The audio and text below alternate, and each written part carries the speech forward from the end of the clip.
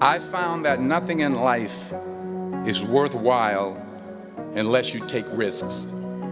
Nothing.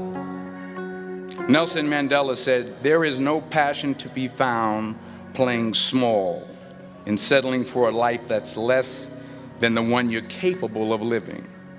If I'm going to fall, I don't want to fall back on anything except my faith. I want to fall forward. I figure at least this way I'll see what I'm going to hit. Fall forward. Reggie Jackson struck out 2,600 times in his career, the most in the history of baseball. But you don't hear about the strikeouts. People remember the home runs. Fall forward. Thomas Edison conducted 1,000 failed experiments. Did you know that? I didn't know that. Because the 1,001st was the light bulb. Fall forward. Every failed experiment is one step closer to success. You've got to take risks, and I'm sure you've probably heard that before, but I want to talk to you about why that's so important. First, you will fail at some point in your life. Accept it. You will lose. You will embarrass yourself. You will suck at something. There's no doubt about it. I didn't get the job. But here's the thing. I didn't quit.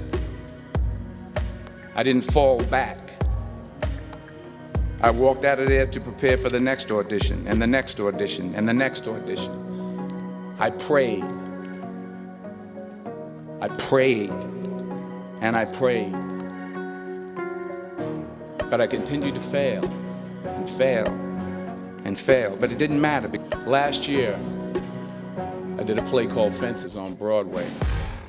If you don't fail, you're not even trying. To get something you never had, you have to do something you never did. It says, imagine you're on your deathbed, and standing around your deathbed are the ghosts representing your unfulfilled potential. The ghost of the ideas you never acted on. The ghost of the talents you didn't use. And they're standing around your bed, angry, disappointed, and upset. They say, we came to you because you could have brought us to life, they say. And now we have to go to the grave together. So I ask you today, how many ghosts are going to be around your bed when your time comes? So the question is, what are you going to do with what you have? I'm not talking about how much you have. Sometimes it's the best way to figure out where you're going. Your life will never be a straight path. I was 20 years old, and then one day, and I remember the exact day, March 27th, 1975, I was helping my mother in her beauty shop. My mother owned a beauty shop up in Mount Vernon. And there was this older woman who was considered one of the elders in the town. And I didn't know her personally, but I was looking in the mirror, and every time I looked at the mirror, I could see her behind me, and she was staring at me. She just kept looking at me. Every time I looked at her, she kept giving me these strange looks. So she finally took the dryer off her head and she said something I'll never forget. First of all, she said, "Somebody give me a piece of paper. Give me a piece of paper." She said, "Young boy, I have a prophecy, a spiritual prophecy." She said, "You are going to travel the world and speak to millions of people." Now, mind you, I'm 20 years old. I'm flunked out of school. In fact, like a wise ass, I'm thinking to myself, maybe she's got something in that crystal ball about me getting back into school next fall. But maybe she was on to something, because later that summer, while working as a counselor at the YMCA camp in Connecticut, we put on a talent show for the campers. And after the show, another counselor came up to me and asked, "Have you ever thought about acting? You're good at that." So when I got back to Fordham that fall, I got in and I changed my major once again for the last time.